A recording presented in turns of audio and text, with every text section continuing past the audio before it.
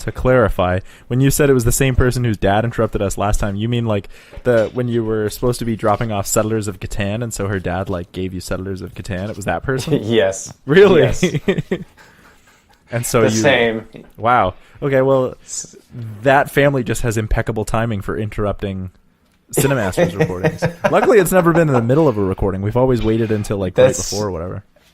That's true. Yeah. Well, I mean, at least they give me a heads up, warning that this might be happening in the next period. It just always happens when we're in the middle of doing CineMasters. Welcome. You are entering into a strange dimension. A dimension where narratives from across space and time come together. Narratives that could have, might have, or should have been all exist here in one space. This is CineMasters Ultimate Timeline. Hello, and welcome to CineMasters. I am Nathaniel Draper, and I am joined, as always, by my very good friend, Andrew DeYoung, from Milton, Ontario. Oh boy, giving away my secret location. No, it's not that secret. Yeah, I'm super glad to be back. I'm super glad because, of course, if you're just tuning in for the first time, this is CineMasters, the show where we watch movies and then repitch them to each other. And I am so excited about this week's film. It is an absolute banger. I had so much fun with this movie. Me too. I'm pretty excited to get into it. Yeah. And this week we're going to be looking at the 1995 Kevin Costner classic, WATERWORLD. It's the best. I'd never seen it before, but like me neither. Oh, it's so good. I mean, like, I can't wait. So I usually edit the posters afterwards, right? After we film, I go through and I do that whole like sort of bad sketch paint aesthetic that we have. You know, I do it all in Microsoft Paint, so it looks terrible. That's the sort of aesthetic that I was going with, and but I find the poster later on, and then I like add all our goofiness to it. And I am so excited just to see what kind of posters come up for this movie because it was so fun to watch. Like, I mean, I was expecting a terrible movie, but I'm kind of glad we picked this one after Tarzan of the Apes or Legend of Tarzan, because Legend of Tarzan was hard to watch because it was just such a high budget film with absolutely no substance. And Waterworld was like a high budget film, and it was like all substance. I don't know. I just loved it. Oh, that's so funny. I actually enjoyed watching it too. Not because I think it's a great movie by any stretch. Oh no, it's not really that great. But there were some moments where I went, "Oh, this is a cool." Like for me, it was just a lot of the set pieces going, like, wow, that's actually, there's a lot of work. That looked like a lot of work to make that happen. Also, the other thing too was it occurred to me pretty early on that this must have been a really, really, really difficult movie to shoot, just because you're out on the water most of the time. And if you hear interviews with Steven Spielberg talking about Jaws, he says that he thinks he had PTSD from filming Jaws for a while, just because filming out on the water is one of the most difficult things he's ever had to do. Yeah, I mean, I don't know. So I suspect with this... I've also heard people say that when they were filming the Titanic, that they said, you know, water filming is just absolutely terrible. Yeah. Yeah, exactly. And this is what I have heard. So imagine doing an entire movie like that. It's quite a feat, actually, if you think about it. Yeah. And all of the vehicles they designed, all these boats they made, like even with the sailboat that he uses, there's a system to it, and it's quite believable, and it looks like it actually works too. Yeah, so that was what I thought was really impressive. Was great about it. I thought like the world building and the detail, like the fact that everything is made out of metal. Like because there's no wood, right? There's no tree, so everything is made out of metal, and the fact that all of their clothes are definitely made out of some kind of like shark skin or manta ray, or like that are like sewn together. Like, I think I gotta say, like, we know that I love steampunk. I talk about it all the time, but like this is more diesel punk. But I gotta say, like, I really liked all the mechanical things and the way they like built the world around water. Like, it wasn't just somebody was like, I wonder what would happen if the world was water. It was like somebody was like, this is how people would live. This is how they would sustain themselves. This is what people would do. Like, it's a whole world I mean, it still has that post-apocalyptic feel. Like, they were clearly trying to do, like, Mad Max, but with water. Mm-hmm. Like, and you can tell that. They were like, it's Mad Max, but with water. It's well known. It's well known that that's actually what they... I did a little research, and apparently their reason for doing the movie was they wanted to make a Mad Max movie. Yeah. And they basically were like, let's do Mad Max on the water. And which is a great idea exactly in itself, because Mad Max works really well. Mm-hmm. Mad Max can work. As an idea, to me, is the question, really. Well, because, I mean, Mad Max Fury Road is an excellent movie. It is. It truly is. And so I think, like, when I watch WATERWORLD, I mean, we'll get into the likes and dislikes, but when I watch WATERWORLD, I go, this is such an amazing idea. It just needs to be handled the way Fury Road was. See, that's interesting, because I'm going to be completely honest. I don't even think conceptually it was a good idea for a movie. Really? Yeah. I think, okay, so I sent you an article earlier that article, today. I mean, it breaks down the realism, and it's not realistic at all. It's for sure it isn't. So, and I get it. That's fair. And I like, it's a movie, but I'm not gonna lie. It pulled me out of, like, I could not buy it. Okay, I really could not buy it.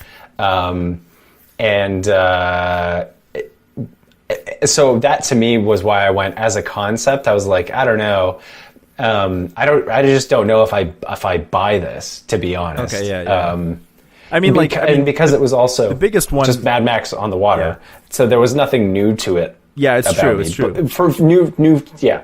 But I do think there was a way to tell that story. Yeah, I actually, because I mean, I'll get into it because when we do likes and dislikes, but I had a lot of things that I liked about this movie. Like, my biggest, like, dislike about this movie was actually like, I have a whole list of things that I loved. I loved they called the oil go juice. I love that they had, like, a language that was, like, made up, but it was clearly based off of Portuguese and Greek.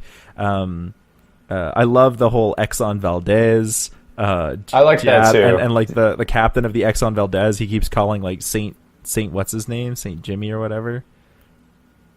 I don't know. I thought that was so great. I also I really love the smokers. I love how silly they are. Mm-hmm. And so I think that this movie, like I say with a lot, one of the things that I really like about this movie is that this movie actually has a theme. And I think, what is it? I think the theme works. I think the theme that it's going for is progress. Okay. And I think it's talking about progress in two different ways. And I actually use progress in my pitch a little bit. But it talks about progress in the movie we already got in two different ways. It talks about the progress of, like, the smokers, the progress that led us... I'm assuming it's supposed to be global warming that flooded. But the progress that led us to WATERWORLD is what the smokers cling to.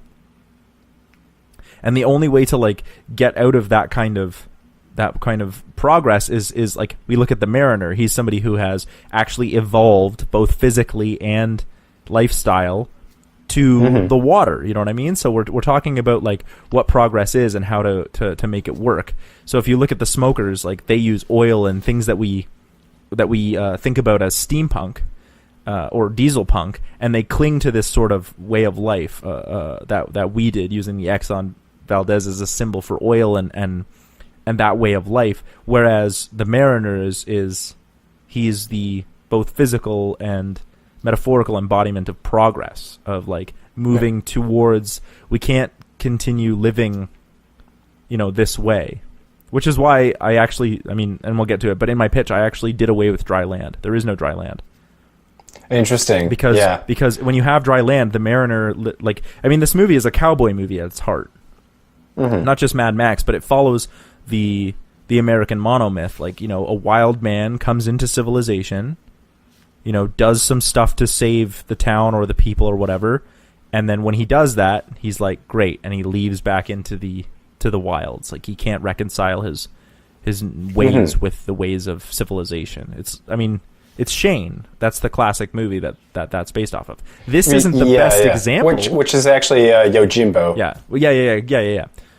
This is not the best example of that myth, of course. That sort of archetype, but it is at least it does follow a lot of those nuances. I think there was some actual thought put into this movie, much more so than some of the other movies we watch. It's just the biggest issue I have is the tonal issue, because the Mariner, that's Kevin Costner's character, like everything that he deals with, so like his storyline with Enola, the little girl, and Helen, it's all very serious. But whenever the smokers are on screen, I was like, these guys are hilarious. And I thought they were the best part of the movie. Yeah, I totally agree. I thought the set pieces were the best part of the movie, like the way that they make the world believable through like the set storytelling. I thought that was really, really I mean, in terms of characters, yeah. But I actually think that if we're gonna like you said, after reading your article, I was like, oh, there's really no realness to this at all. Like, it just doesn't make sense. So I thought, if we're gonna make Waterworld, instead of trying to make it serious, like if you're already saying it's pulling you out, why not just like make this movie a fun kind of romp, like a what if, but totally silly? Because the smokers are super silly, and I was like, these guys are fun. Let's make this whole movie fun.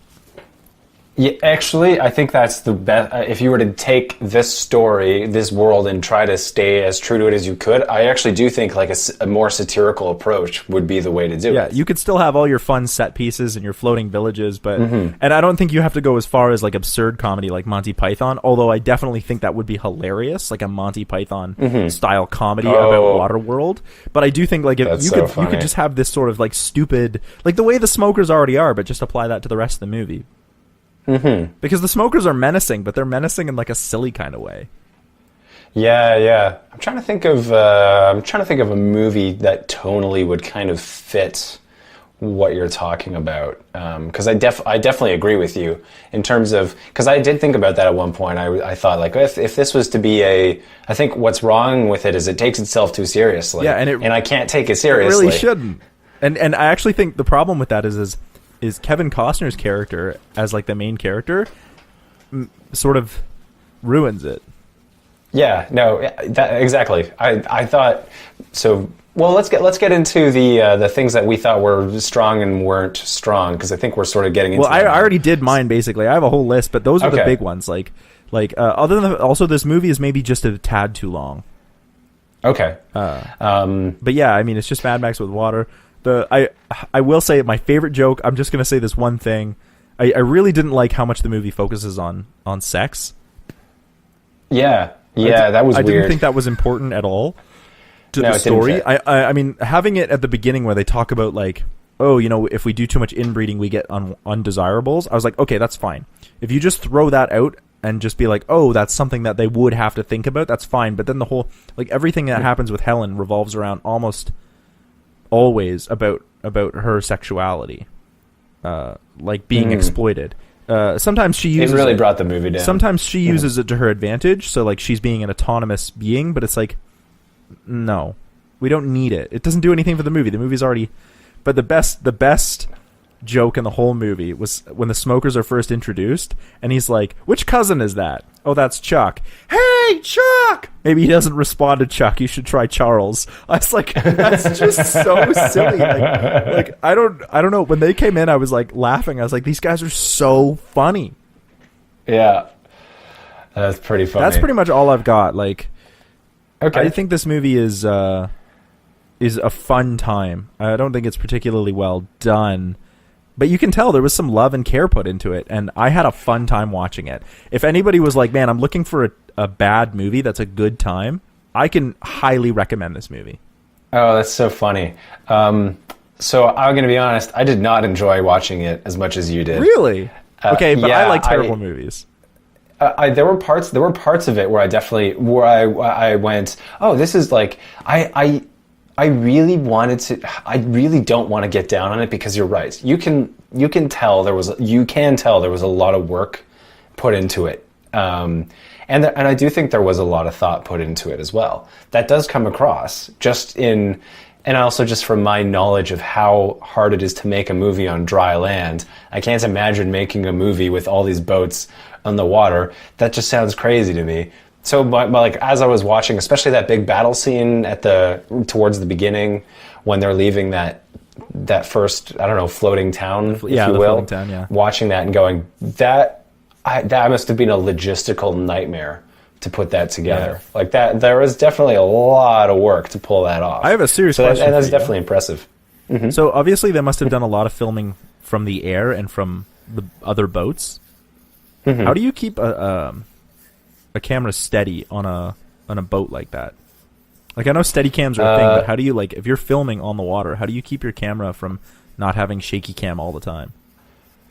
Well, you can't really. I mean, the thing is, like, if you're filming other people on the same boat as you, as long as you're doing something that, like, they'd probably use a Steadicam, but you would still be moving with the boat with everybody else, so they would look stable. Yeah, but, like, what if... Because sometimes they must have been filming from other boats. Yeah, definitely. I mean, well, the thing is, like, in that case, they would have been shooting it on a... You know, to be honest, I don't actually really know entirely what process they would have taken, because if you go back and look at it, you will see there's quite a lot of it where it's not perfectly steady. But considering, you know, the fact that they're filming it on, you know, on the water, it's pretty good. Pretty good. It never took me out of the movie. No, exactly.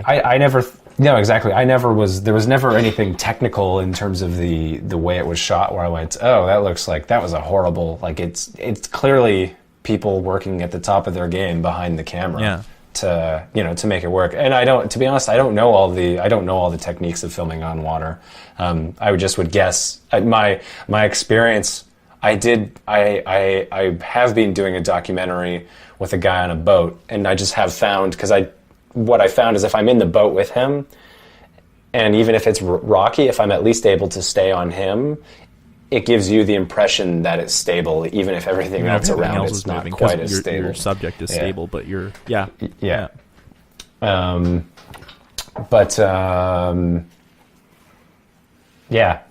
In terms of this, I don't know. Yeah.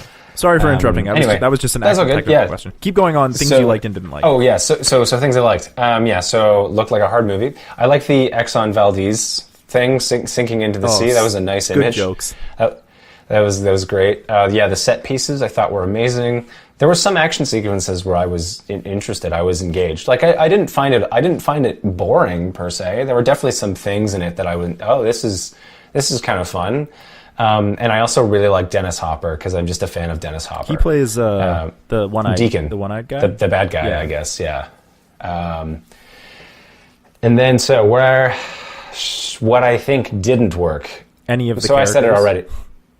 So that's the biggest thing. The characters were just flat and they lacked complexity. And I think really what it comes down to is, they're just the whole finding dry land thing. I think you get in the sense of the world why it would mean something, but in terms of what it actually meant to those characters as individuals, that wasn't there. It was just we got to go find dry land. Yeah, I'm hoping that I really kind of fix that in my pitch a little bit, but I think that could have been dealt with better. Yeah, I think so too. And then I also didn't think the concept. I think it was a flawed concept entirely. You mean to have a water world? Have a water world. So, and the solutions to that would be, like you suggested, do something that's tonally different, that's more satirical, or you rework the concept. Like I think, which I did. Yeah, I think how funny would it be? How funny would it be? Like now, I'm just trying to pitch a different style where it's like this Monty Python style absurdist water world where literally one of the characters is just like, who would design a world where there's only water? Like, you know what I mean? Like, this is dumb. And exactly. Literally have him look at the camera, turn towards the camera and be like, is this our world? How does this work? You know what I mean? Just call it out and call it what it is. But I'm actually having another idea for a different kind of pitch, something I've never done before in CineMasters. I mean, it's coming up with it right now. I can almost see it in my head. But but yeah, and basically that would be, what if you did WATERWORLD, like we saw in the movie, except it was a video game. Yeah, well, I actually do think this would lend itself better to a video game. And I think instead of doing where WATERWORLD is is our world, it's like no, WATERWORLD is a world where there used to be dry land, and now you play as like a drifter or whatever, going from like town to town, and you can like trade or whatever. And these people are talking about this like mystical thing called like, and it's one word. It would be one word called Dryland. And Dryland is like a city, and everyone talks about it, and it's like, everyone's like, oh, we have to get to the Holy Land. It's called Dryland, and like, and so your adventure is like, searching for Dryland, and you could go to all these amazing different kinds of floating towns, and I think there's like, you could get really creative with what each town looks like, and I'm experiencing this could either be more like an RPG like Final Fantasy, or you could easily do it like more of like an adventure game like Assassin's Creed. I just think like with the water concept, like you could just let that take you away, and you could do some really really cool stuff with it, and try and search for this like mythical Dryland. I think so too. I actually think that would have been a better medium for this story. Yeah, and because then you could get a little fantastical too. Yeah, exactly. Yeah, I don't know. Yeah. Anyway, that's kind of my thoughts. Yeah. Yeah, man. Should we get into pitches now? Yeah. Do you want to start, or you want me to start? I already gave you a half pitch, so why don't you start? Okay. I'll go ahead. So I'm gonna give a heads up. I actually reworked the concept almost entirely. However, I did try to keep it so that they were on a planet that is entirely covered in water. Yeah, I did the same. I tried. So did you have it take place on a different planet too? Yeah, I didn't explicitly say it was a different planet. I just like it's WATERWORLD. Okay, interesting. So I came up with a pretty outlandish concept, actually. Oh wow! So the whole backstory and everything. So I'll try not to go. Oh, you got a whole backstory. So you're like gonna pitch this to me?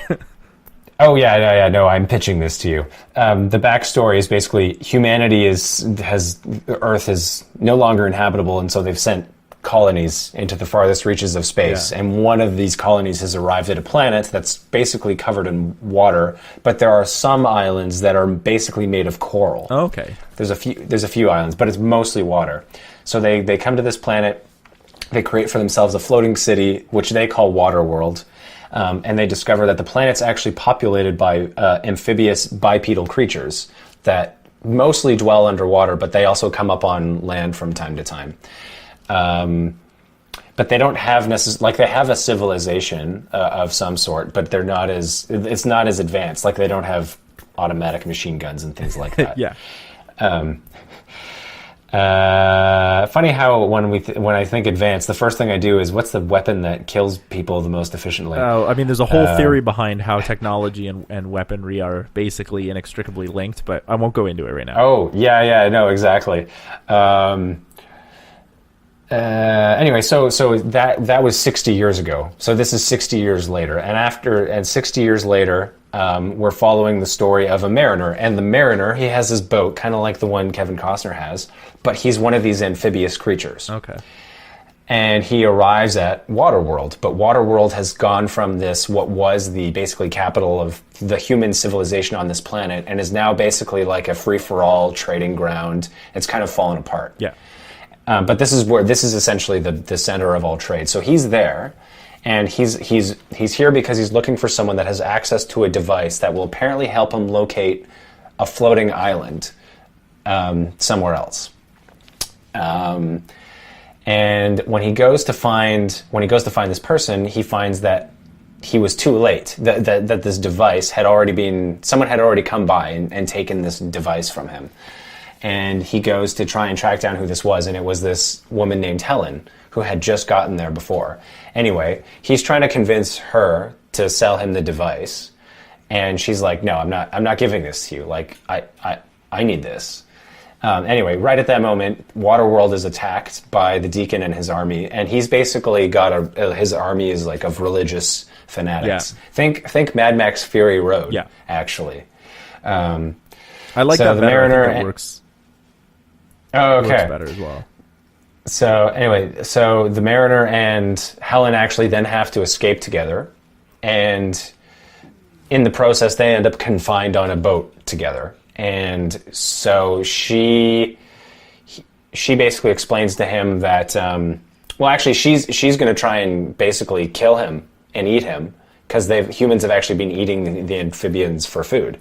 And he convinces her. He actually is able to say, like, no, actually, there's fish. Like, I can fish, and I can help you survive. Just don't kill me, and I'll come with you.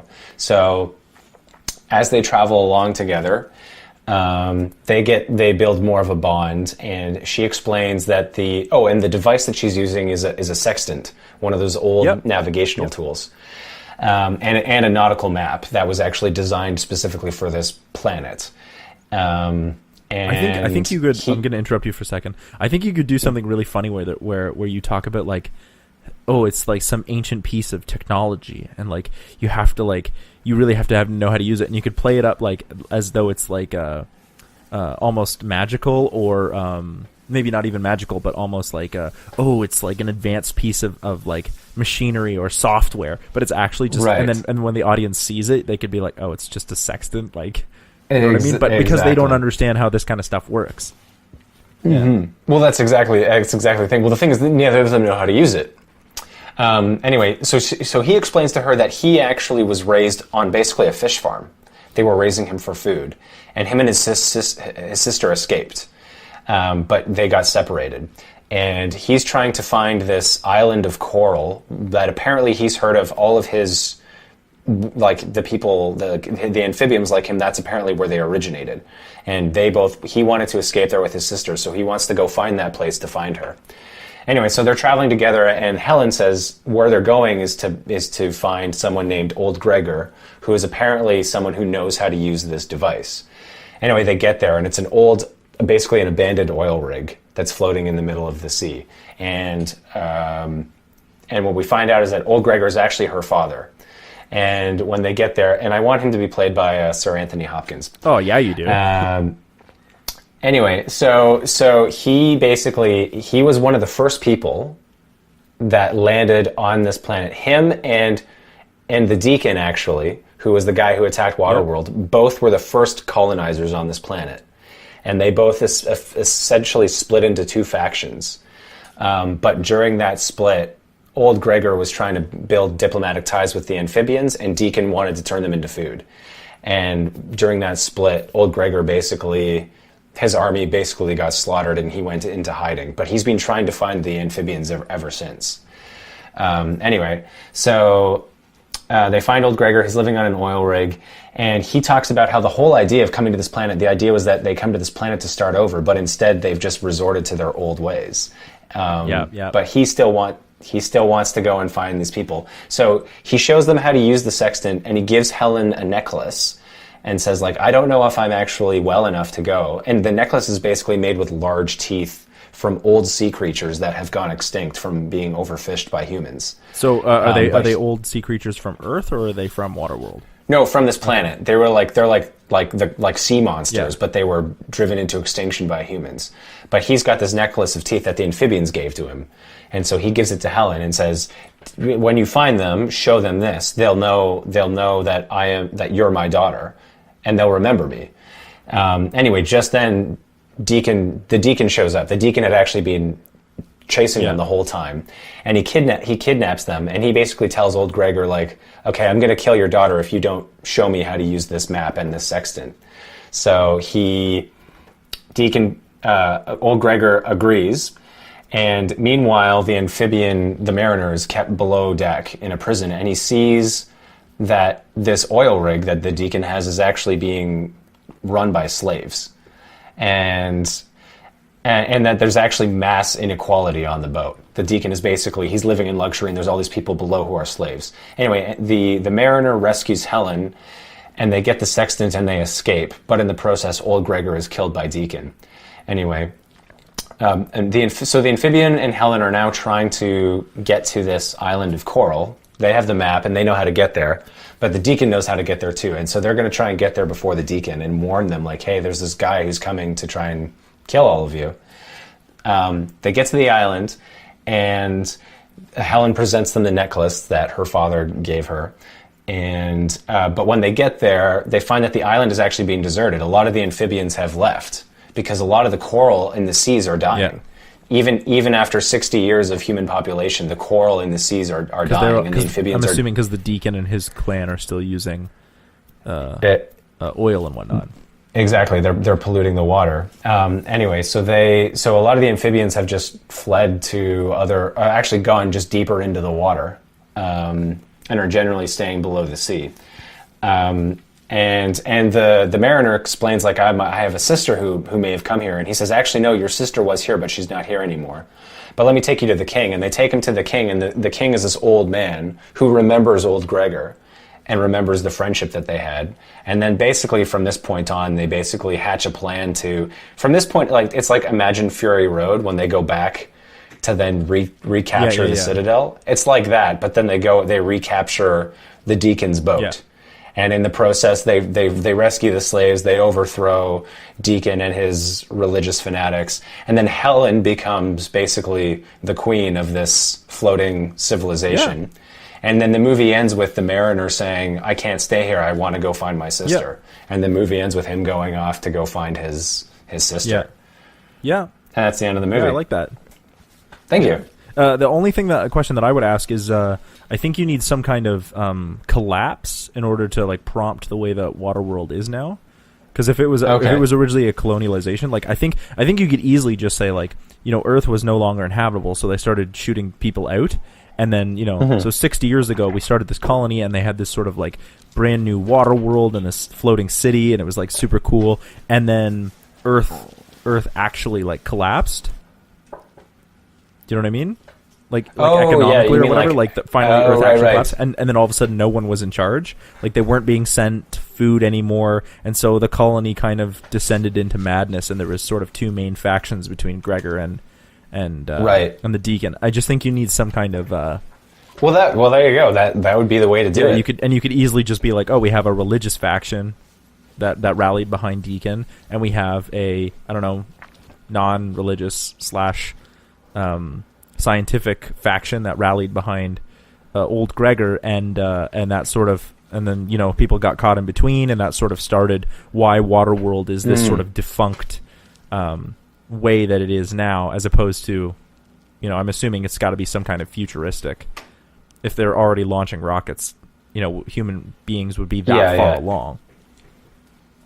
So. Yeah, exactly. Yeah, it wouldn't be quite steampunk, but yeah, actually I like your suggestion. I like the idea of making it so that they actually they came. There was actually still contact with Earth, but then, like, Earth society and Earth collapsed, and then they went, well, what are we doing here? And then it just fell apart on this planet too. You know, they were no longer being sent food or supplies. There was no longer any contact. Yeah. And you could literally just say, well, like, you know, we were sent out on this mission to colonialize other worlds, and then when Earth officially collapsed, like, we were sent out because we were destroying our planet, and then when Earth finally, you know, collapsed economically, half the human race went extinct, all because of some kind of either economic or global warming disaster or whatever, climate change catastrophe. That I think you should make sure that in your script it's literally our fault that the Earth did this.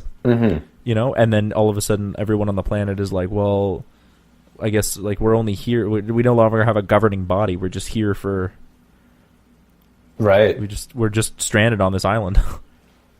Yeah, exactly. This island in space, and then it falls apart. This island Earth.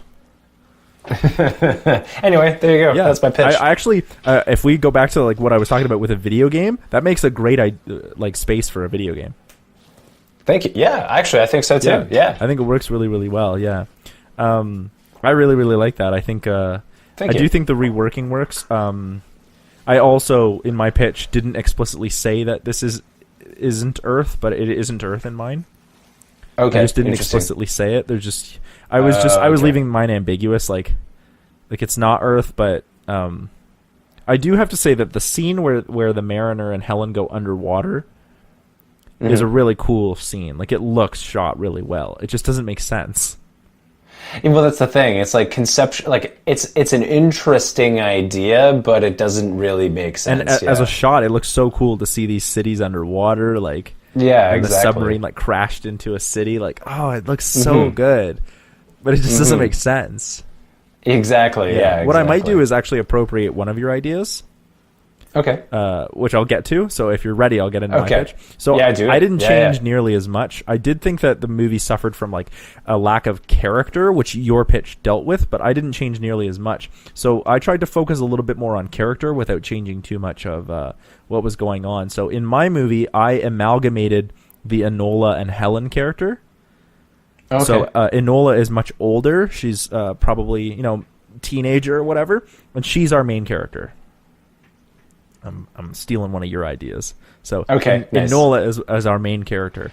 So when she was younger, she does have a mother whose name is Helen. That's fine. So Enola is our main character. When she was younger, she lives on the floating town that we saw. One of the floating towns. There's many. I also think that one of the problems with WATERWORLD is the scope. Like there's just too few people. Like right, yeah. I think that there would be like, I mean, the Earth is huge, and I know we're they're all on water, but like I just think like they should have done more with that. Different cultures. Anyway, so Enola is growing up on the city that we see, and when she's younger, a man who came, a stranger, sailed into town, and he was so dehydrated, he'd been drinking seawater, and he was delusional, and he grabbed her, pushed her to the ground, and like took a knife and carved something into her back. Oh, okay. And so now Enola is traumatized by the idea of people touching her, because she has like this nasty scar all over her back, and so she's got issues. So so now she like can't even, like, her mom Helen, her mom is there. She really struggles with the idea of her mom touching her too. So then we see her sort of growing up. We see a life in the day, like where she goes to school, how she lives, how is she educated, what does she do? Does she learn to swim? Where does their food come from? Because I think all these ideas are really, really cool. And we see a little bit about that. Like we see them like putting bodies into that pit. But like I think we should show like how they recycle their like how they're growing things, and trying to survive on this land, and and so she basically avoids like other people. She still has like a few friends, but she doesn't come into contact with them. I just want to see like what her life would be like in this town. I think that's really interesting. So then, just like before, another drifter comes in, and Enola, doesn't like it at all. She doesn't like this, and mostly he just wants to do his own thing. And that part of the movie could play out pretty much the same way, where he like comes in, he wants to find stuff. So the Mariner, this is the Mariner. He is not like a fish mutant. He just has his hands and feet are more webbed, just slightly more webbed, but he doesn't have like gills or anything like that. So then the smokers attack. That whole thing happens. Helen, Enola's mother dies, and Enola winds up on the boat with the Mariner as the Mariner is escaping, and they can sort of argue. But in this version, the Mariner is not an asshole. So what we find out is that first the two of them don't trust each other, but like, and then the Mariner's like, I should just kick you overboard, and Enola's like, no, like I can learn. And so we sort of, over the course of like, I don't know, a week or so, maybe longer, we see the two of them actually like he basically like slowly learns to trust her, and she him, and we could actually have a scene where like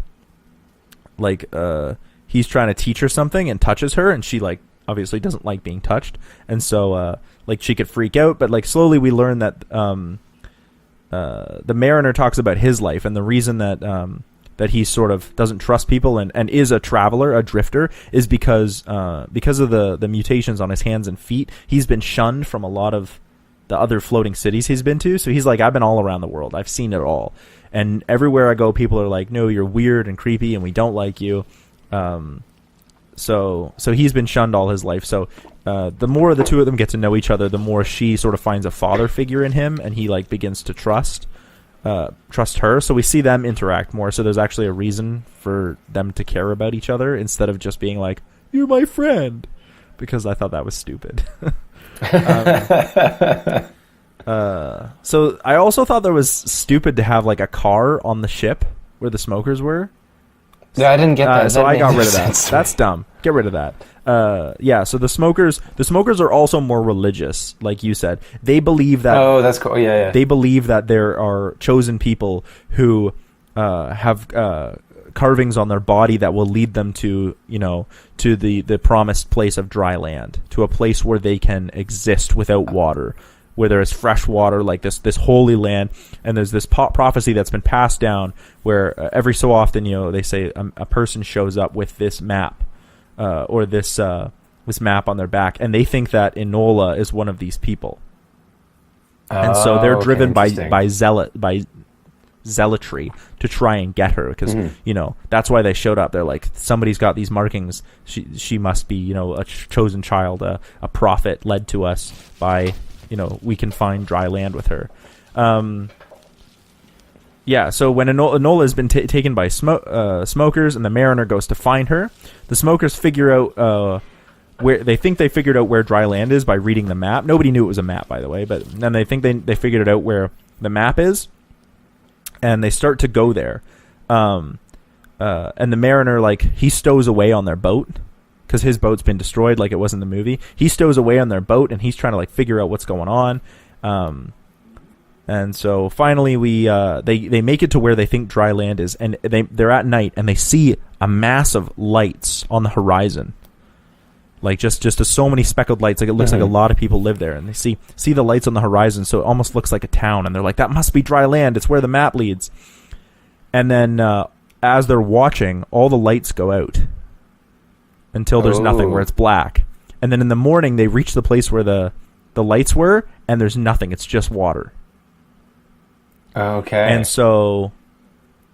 and so finally, the mariner's like, okay, I'm gonna get Enola and get out of here. And so he he starts to fight back, but instead of fighting back, he knows that there's a bunch of creatures from the deep, like krakens and stuff like that. And he uses his knowledge of the seas and whatnot, which he had shown Enola, to call one of these giant sea monsters to the forefront, and it starts wrecking the ship. And so so he's using this as a distraction to grab, get Enola, and he takes Enola, and the only way out is to jump overboard. And so they jump overboard, and they dive deep underneath, and they see the ship sinking, right? And past the ship sinking is a structure underwater, submerged underwater. And it looks like it's connected to something that goes even deeper. And so they find their way into the structure, and a door opens, and it turns out that there's no such thing as dry land.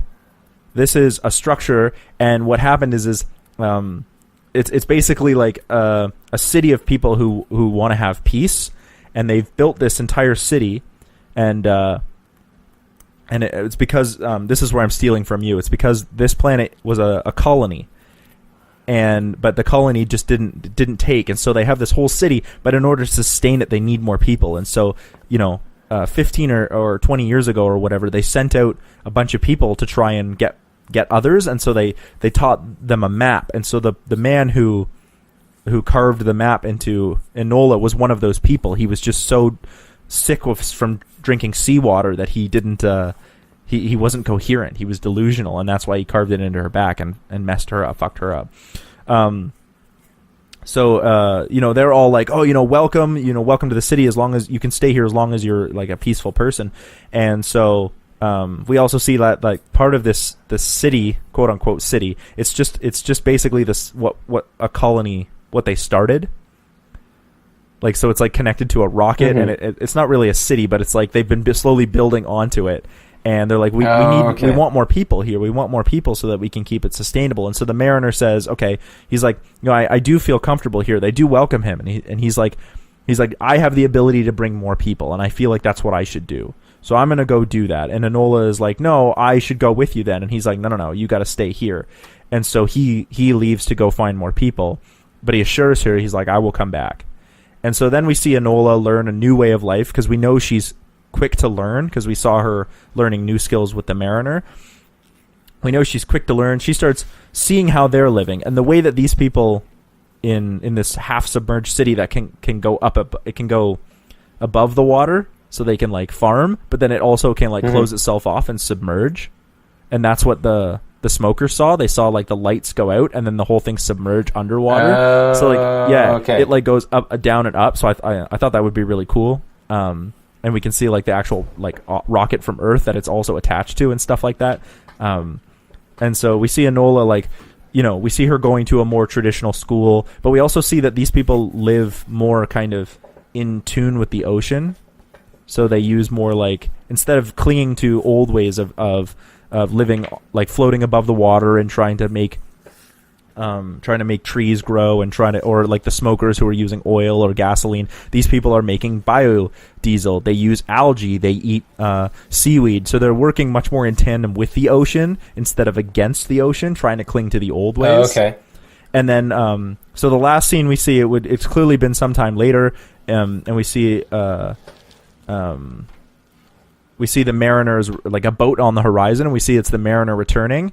And I'm talking, this is like 2 or 3 years later, and we see the mariner returning, and he's got some people with him.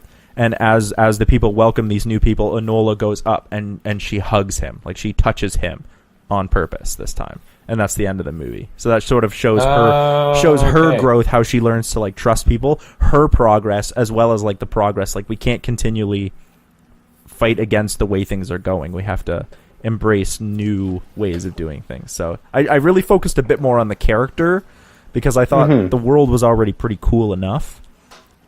I did like the world. I just think you're right. It has to be a bit. So I did steal your idea of it being a colony because I think that works better. But yeah, then this whole idea basically becomes like, I wanted to be like, how can I make the mariner an interesting character? Well, he's an outcast now. And how can I make Enola / Helen an interesting person? And just be like, well, the movie's told from her perspective. And she has, like, she is both this chosen person. That's why the smokers are after her, because they like are driven by zealotry. But also, you know, she has some trauma that she needs to get over from having this thing carved in her back. Yeah, progress. It's all about progress, both emotional, personal, and sort of cultural.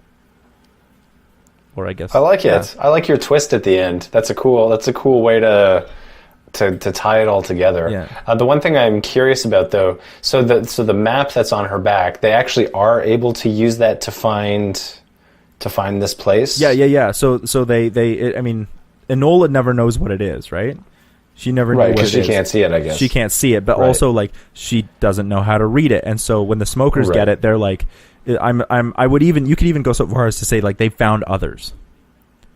They have found others, and so like all of these bits are like clues, but like hers is the most put together. Because I think like basically what I was saying is like others have or the city itself had put out other people to try and get people to come, like, oh, here's maps and whatnot. But now they have the mariner. But before that, so like, you know, this dude drew the thing into Enola's back because he was delusional. But also, you know, he was trying to get more people to come, and he didn't have anything to write on. But he was sent out by the city to bring more people in. So the smokers would have found other people who knew information, so they knew how to read the map. And so now they're like, we're like religiously need to find the Holy Land, this dry land that we belong on. But there never was a dry land. They just made that part up. Yeah. That works. Yeah. I don't know. I really wanted to focus more on the character. I already thought the world was really cool. I just thought that all three of our main characters were dull and boring. Only the smokers were fun, but I also thought that they were a bit of a tonal shift away from what the movie was doing. So I think you either got to go serious the way I did, or the way you did, or you got to go bizarro. Yeah, exactly. Yeah. I mean, I feel like that you could have made that movie without having to change the concept too dramatically. As long as you'd made the characters better. That was the biggest problem with the movie. Yeah. I mean, the only thing that I really changed about the movie was to make the characters better, but then also in order to make it more realistic, I almost pulled a Planet of the Apes, where at one point in the movie they actually reveal that this is a human colony, like the rocket ship is attached to the city, where it's like, you know, and you don't even have to say it. You could just be like, oh yeah, we found this city, or we've been living in this city for such a long time, and the structure was already here, and we've just been building onto it, and it like floats and whatnot, and like we've never seen technology like this. And then you could just show the audience the rocket that is attached to the city. And just be like, oh, welcome. You could even say like, welcome to the city of Nassau. Like, there you go. Hey. And this is the city of Nassau. It's written right there, and then the audience can be like, oh, it's NASA or something like that. But I wouldn't even go that far. Like, but like the idea would be like I actually. Go on. If for the more goofy, the Monty Python version, like the quest for Nassau. The quest for Nassau, and then at the end you're like, oh, it's just NASA. It's NASA. It's the city of Nassau, and like the audience would know that this rocket is a rocket, but they wouldn't know what it is. They just think it's some kind of structure that is built into the city. Yeah. I also wanted to see more with the sea monsters. Like I thought that would be, I thought that'd be so cool because he goes fishing at one point in time and it looks like it's a mosasaur I think it's a mosasaur comes up and I was like, yo, where the fuck is that shit? Like why? I mean, I would. What's a mosasaur? I'm looking this up. Oh, a mosasaur? Is it called a mosasaur? Yeah. Mosasaurus? Sure, mosasaur. It's like this big fucking crocodile-looking lizard. It's not a dinosaur; it's an aquatic lizard. And prehistoric. That's the one they have in Jurassic World. Yeah, that is the one they have. Giant the giant. It looks so cool, and I just want more of it all the time because it's so cool. But then, it's a pretty cool looking animal. Yeah, and then basically my idea was basically a Planet of the Apes where you're like, oh, this isn't actually, it's a colonial planet, but you never say it. It's never explicitly said. It's just we tell it through the way that this city looks. We're like, oh, this is clearly space age technology, and we're not on Earth. This is quote unquote Waterworld, and the city, the holy city that the smokers were looking for, Nassau, was not dry land. It was NASA. It was this city. Yeah. There you have it. Nice. Yeah, I liked it, but there you have it. I don't know. I will say that this is a terrible movie. But I will say that I think if someone like you or I, or if somebody was like, you know what was a terrible movie that had some cool ideas? Waterworld. Like if somebody handled it with care and precision, I think this movie easily could have been a great movie. Because it's not even that silly of a premise if you handle it properly. Yeah. Well, I mean, the thing is, you can make any ridiculous premise work if your characters are interesting and they actually have goals, and and there's obstacle and they have to solve problems. There's ways to make the most outlandish thing actually very entertaining. Yeah. And that's why when I watched this movie, I was like, this is fun. Yeah, it's just fun. Like it was a good time for me. Yeah. I mean, if you have to embrace the camp a little bit, but even then, it's not like that. It's not even that it's too campy, really, because there's a lot of really cool set pieces to it. That's the problem with this movie is because I kind of feel like it would benefit from being more camp or benefit from being less camp. Right. Yeah. It somehow managed to find this sweet spot where it just doesn't work. Which kind of makes, I mean, like I said, I love terrible movies. This movie is so bad, and I had so much fun watching it. This might be, we watched some pretty terrible movies for CineMasters. I think right now my two least favorites that we've watched are Transformers and The Legend of Tarzan. I would put those at for me as well. Actually, and both of those movies were hard to watch. Yeah, I didn't actually watch. Although, to be honest, I actually didn't watch all of both of them. No, I'm not surprised because they're terrible. I try to watch through all of them, but I got to tell you, both of those movies were hard, where I just hit points where I'm like... That was a struggle. Where I'm just like, oh, how much more of this movie do I have to go? Like, I can't handle it. But this movie was long, and I wish it wasn't so long, but I found myself really enjoying it. I stayed up late to finish my pitch on it after watching it because I was just like, that's so much fun. Like I just had so much fun. Yeah. It was a good time. So I'd like to do more movies like this. Yeah, me where too. It's like they're fun. They are still fun to watch. Yeah, mostly. I think it's important to do both. And that's why we try to switch it up. That's why sometimes we've done animated. I mean, some of the animated movies we've done, Atlantis was not a bad movie at all. No, exactly. And I enjoyed watching it. Yeah, that movie was fun. Actually. Yeah. So that's why sometimes I almost prefer doing the animated movies because they're usually pretty good. Even Shrek 2. Shrek 2 was fun. It was a fun movie. Yes. I don't know. Yeah. Something about these I agree. These serious like blockbuster-esque movies that try to be high budget and high entertainment wind up being terrible. Yeah, exactly. Well, they're almost like guaranteed to have nothing going No for substance. Yeah. them. Yeah. I mean, there's only one Michael Bay movie that I would recommend highly based on its story. It's also got a lot of action, but the story, The Island? Yeah, I actually really, really like The Island. I might even do an episode on it, but it's a good movie. You know what? I'd be open to doing that. Yeah. Maybe we'll do that one next time. But Okay. yeah, I'd be okay with that. But any last thoughts on Waterworld? No, I think I've said it all. Yeah. What a fun movie. I highly recommend this as a terrible movie watch, but entertaining. It's a great quarantine watch. Yeah.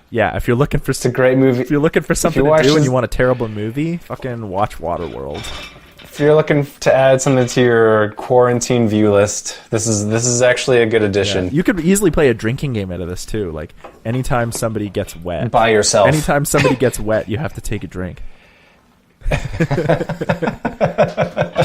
Yeah. Yeah, man. Where can people find you on the internet? My website, nathanieldraper.com. Nice. And you're also on... It's spelled NathanAel. Yeah. And you're also on Letterboxd? Letterboxd at Draper Yeah, Nate. that's a cool one. Twitter, Nate Draper. Instagram, Draper Nate. Nice. I think that's it. Yeah, you can check out my band Robot Philosopher on Facebook and YouTube, and you can check out my new podcast, Audio Mind. It should be being uploaded either this week or next week. Hopefully the first episodes will come out. Very cool stuff, talking about music and a little bit of philosophy, but more like musicology, so which is philosophy adjacent. And I do talk a little bit about some philosophy on that, but not nearly as much as here. That sounds interesting. It's pretty cool. Shorter episodes. So yeah, if you want to check out me talking about my other passion, which is the philosophy of music, we do a little bit about that. And there may or may not be some interviews with some very interesting people who also study music. So if you're interested in checking that out, very worthwhile. Yeah, and with that, we say goodbye to Waterworld, and maybe we're going to do... wait, what did we say we were going to do? The Island. Maybe we'll do The Island, another Michael Bay. Let's do that. Yeah, let's do that. And we'll catch you next week. Peace. Stay safe, everyone, and stay inside if you can.